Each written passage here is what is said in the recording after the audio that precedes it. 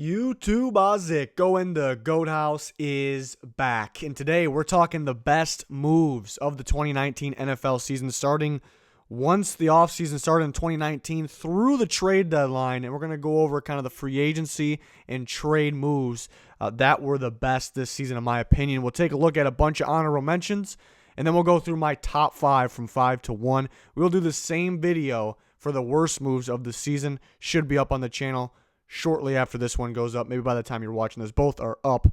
But 2 channels now, Goat House and the Goat House Plus.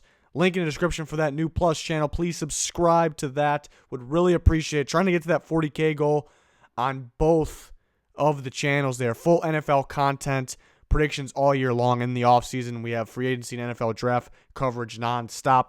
Follow our Twitter, Goat House NFL. There's a link in the description for that and in the comments. It's a must follow if you like NFL or the Goat House. Constantly talking football on there every single day. And there's our Patreon. There is also a link in the description for that.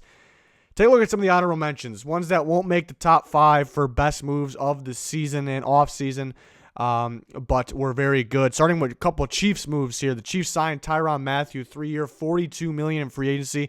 Yeah, seemed maybe like a lot at the time. It is a lot of money for 3 years, but it really paid off. You know, the Chiefs defense took that huge step this year, and it feels like Matthew is kind of a captain of that defense, kind of a leader of that defense, really changing the secondary around there, really making it, you know, a real good turnaround. I think it starts with Matthew there, so that was a big-time deal in signing in the offseason there, and kind of had thoughts that he wouldn't really go there too, so he ended up on the Chiefs. Another Chiefs trade, you know, Frank Clark kind of goes into the next one too. They get rid of Dee Ford, who I loved this season last year. He's a great player. But they're switching the defense for the better, and they trade Dee Ford, who doesn't really fit. They bring in a guy who does fit. So just like that, you gain picks from Dee Ford. You trade away picks for Frank Clark, but at the end of the day, you didn't lose a whole bunch, and a key piece to their defense, a much improved defense that he obviously fits there. And then that goes to the Niners, trading for Dee Ford. You know, not too many needs for the Niners, and they knew that. So gaining Dee Ford in there was pretty big for them. You know, next to Nick Bosa, you know, having that, you know, pass rush is key in today's NFL. So having an extra piece there for the Niners helped make the Super Bowl run. The Seahawks trade for Jadeveon Clowney. So, you know, kind of ties in with the Frank Clark deal with all these deals. So pretty interesting, but pretty good deal. You know, they only had to trade away a third. It was an expiring deal, so it's nothing. You know, if they would have won the Super Bowl and then Clowney played a big part in that, then this would be, you know, maybe even number 1. But why maybe an honorable mention? Because, yeah, it's an expiring deal, but it was a heck of a deal. Big-time player for them this year. They may be able to re-sign him. The Cardinals trading for Kenyon Drake. That's a big-time deal, too. We didn't really think it. You know, they barely traded anything. It was a late day 3. And turns out he's better than David Johnson, you know, maybe just in that system, but looked like he ran better than him, you know, to me in any system. You know, just the way, looking at the way he ran in that Cardinals offense, who could use improvement on the offensive line too. So it looks like they found their future running back there, but they do have to re-sign him. But a big-time deal and kind of a shocker that ended up being really good. The Cardinals trading for Kenyon Drake, that is. The Falcons get a second-round pick for Mohamed Sanu. Never would have thought they would have got a second for him, but they did. You know, a guy that really wasn't going to be, you know, they may have cut him going into this next free agency. You know, it's going to take about $6.5 million in cap space to pay him for this last year of his contract, and I think they may have cut him anyways, and they get a second-round pick. And remember, if you cut a guy, you don't get the compensatory pick for him. So they get a second-round pick out of that. That was big time. The Ravens signed Mark Ingram, 3-year, $15 million. Not much at all for a proven back and a guy that was a key piece to that successful offense this year. So pretty cheap deal, pretty good steal, and that's why that is on here. The Giants trade away Odell Beckham Jr. for picks and a player. You know, I thought Odell has been and was a problem for the Giants, and you know, he wasn't a guy that was really making them all that, you know, that much better in my opinion. And they get good picks out of it, and they kind of fill a need by getting a guard out of it as well. They still need some offensive line help, but they kind of limited the needs there. They got rid of a guy that was kind of a problem for them. They gained some picks. That first round pick was key. And they end up with a pretty good receiver unit after all this. So it looks like a big win for the Giants. And the Jets, who actually had a trade with the Giants, the Jets get multiple picks for Leonard Williams, who was an expiring deal, a guy that was probably moving on anyways. And, the Jets have been doing a great job of drafting defensive linemen. They got a whole bunch of young guys on the defensive line that fit well, guys like Quentin Williams that you can move around to use to his best of abilities. So they didn't really need Leonard Williams in there. Also, he had an expiring deal. And they gained, a third and a fifth-round pick. That fifth can turn into a fourth. So I thought that was impressive. They're able to kind of stack up multiple picks there, better than I thought. Now we're going to go to the top 5 best moves. So those ones were all very good, obviously, but number 5 best move of the offseason was a free agency move. The Bucks stole Shaq Barrett, the sack machine, 19.5 sacks in the season, top of the NFL there. 1 year, $5 million deal there. So it's basically a tryout deal. Not much risk at all. And it was a big-time reward. Obviously a great move, obviously a great steal. Now, if we had to kind of nitpick it here, why it's, 5 and maybe not, top 4, maybe not number 1, is because, you do wish, perfect scenario is that they signed him to like a 2-year, 3-year deal, but the Bucks were the only ones that gave him a shot. The Bucks were the only one that did this, and there was not a lot of risk, and it was a big-time signing. They have an opportunity to get him back this year, but they may have to break the bank for it. So there is a little bit of downside to that, but, mostly, just extreme upside, and that's why it's in the top 5, an absolute steal and a ridiculous year. He was always a decent rotation guy for the Broncos, and now given the chance, he really broke out there. So pretty wild signing there. No one thought that would be the big-time one there. Number 4 is going to be the Niners trading for Emmanuel Sanders. They did give up, a bit, a couple mid-round picks. They did gain a 5th-round pick back. So at the end of the day, that's something I like. They trade away a 3rd and a 4th, which is it's kind of a lot for a guy on an expiring deal. But it's a proven guy, good guy, and you gain a 5th back. So at the end of the day, you only lose 1 draft pick out of that. So I do like that. But what I like here, and when we talk about, when we go over the video on the worst moves of this season in the offseason, a lot of teams made a mistake by trading for players like this when they have several other needs. And what I like about this is the Niners really didn't need much else. They needed one more key piece at receiver to kind of set them, atop of the NFC or the NFL here.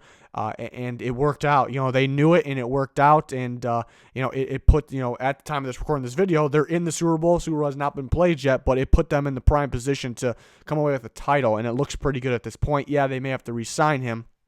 I guess that's the downside, but it definitely paid off. And you could say it's a risk that kind of paid off, but to me it wasn't really much of a risk because they knew what Sanders was, and they knew that they really only needed one more piece at receiver to make this run. And it was very smart, and it kind of goes into building the rest of the roster. It kind of pays off in that way as well. Number 3 best move of the 2019 offseason and season was Marcus Peters' trade. The Ravens traded for Marcus Peters. It took Kenny Young and a 5th-round pick. Kenny Young was just going to be a rotation player. He didn't prove enough to them, and a 5th-round pick. And what they get is a Pro Bowl caliber corner, maybe even an All-Pro caliber corner. And Marcus Peters, a big-time playmaker. And we know they were going to have quite a few free agents at the cornerback position. Carr, expiring deal and kind of getting up there in age. Jimmy Smith, a veteran, expiring deal and has had his injuries. So they knew they needed somebody next to Marlon Humphrey for the future. And they, there's not too many great corners in the NFL in today's game, and it's going to start to go down a little more because just the way, the offenses are. And, there's not that many corners that could play at a pretty high level. And they went and got one, and it really only took a 5th-round pick. When I think they could have, they would have gave up more. They would have gave up more for this. Look at the Rams. I think they would have got some better, picks in terms of compensatory if they kind of just hung on to Peters and let him go. But they really had no choice because they were making that other move for, another specific other corner. So this was, the Ravens recognized what was going on over there, that they can get this a little cheaper, and they pulled the trigger on it. It was a very smart move, ends up being, when you have two number one corners, I mean, that's big time. So they barely give up anything. And they already extended Peters, so they got kind of a franchise corner here along with Marlon Humphrey. So it was big time for them. Great move. You could consider this it is a top tier. I mean, it's a number one best move, but there's just two other ones that just are a little better in my opinion. Number two was the Packers finding a rare talent and a franchise player in free agency. People viewed this as a risk at the time, 4 years, $66 million, because it is it's a big amount of money. It's a good amount of money there, but it is a pass rusher. I wasn't one of the people that was concerned at the time, but I did not think he was going to be anywhere near as good as he was. I thought he'd be a good player. He was a good player last year, but he was more than just a good pass rusher. He was the key piece of the Packers defense, and I think will be going forward. He was my pick for Defensive Player of the Year this year, and I don't really see anything that tells me it's all of a sudden kind of going to fade. It was kind of just a one-year wonder type thing. I think this can be a top-tier defensive talent in the NFL for years to come. So this was a genius move, risky move, and the Packers really don't make these moves, looking at the past. So, really paid off, and it was an absolute steal, even though it's kind of a steep price there. But love that move. It's going to help them in the long run, help them this year get to the NFC Championship game. And number one's pretty obvious, was the Tennessee Titans trading for Ryan Tannehill. It only took a 4th-round pick, and there was a swap of a 6th and a 7th in there. But they only lose one pick. It was a 4th-round pick for potentially, I guess we'll say, because he's a free agent, but the Titans franchise quarterback, really. I mean, I think worst case scenario, they franchise tag him, so he's going to be their guy. I'm very confident on that. So it only took a 4th-round pick for the Titans to kind of find their guy. Low risk. On top of that, too, he took an extreme pay cut, I'd call it, a ridiculous pay cut. And they probably would have been looking at it now. They probably would have been fine with paying his normal contract. So they got the pay cut. They only traded a 4th-round pick, swap of a 6 and a 7. No big deal there. And they get their potential franchise quarterback. I mean, you rarely see moves like this. You rarely see moves like this work even. So it's really paying off for the Titans. I guess we can kind of wait and see what they do in free agency. But like I said, I think they may want to sign him. That's kind of up in the air. What do they want to do? They want to sign him right now long term? Do they want to sign him maybe a 2-year deal? Maybe it's a 3-year deal? Or do they want to give him the franchise tag? That's kind of the question. What I'm confident is maybe not even worst case scenario. Maybe I don't even want to call it that, because I think the franchise tag sounds pretty good from the Titans end too, because it's kind of a 1-year, another prove-it deal. But I think I think a 2-year deal would be pretty good if they wanted to do that as well. So only positive going to come from it. Just a wild trade that people just thought, all right, he was going to be the backup to Mariota. This is it's a good backup. It's a good trade because Mariota's been getting hurt, hasn't been playing that great, but it's not going to be anything spectacular. And they end up getting the AFC Championship game because of it. So pretty wild. Something we do not see really ever. So I thought that was the obvious number one. Let me know your guys' thoughts. If you guys thought, maybe, there was a lot of good moves. If I missed one, or if I should have, had one a little higher, a little lower, let me know your guys' thoughts. Always curious to see what everyone thinks there. But again, we will do the video for the worst moves. That one's I enjoy that one a little more. I don't know why. Just to see what teams did. I guess maybe a little more entertaining, just to see what the mistakes teams made. And we'll take a look at that. That's the next video coming up. Please subscribe to both of our channels and follow our Twitter. There's a link in the description in the comments. We'd really appreciate it. That's going to do it for this one, though. Thank you for watching. Goodbye.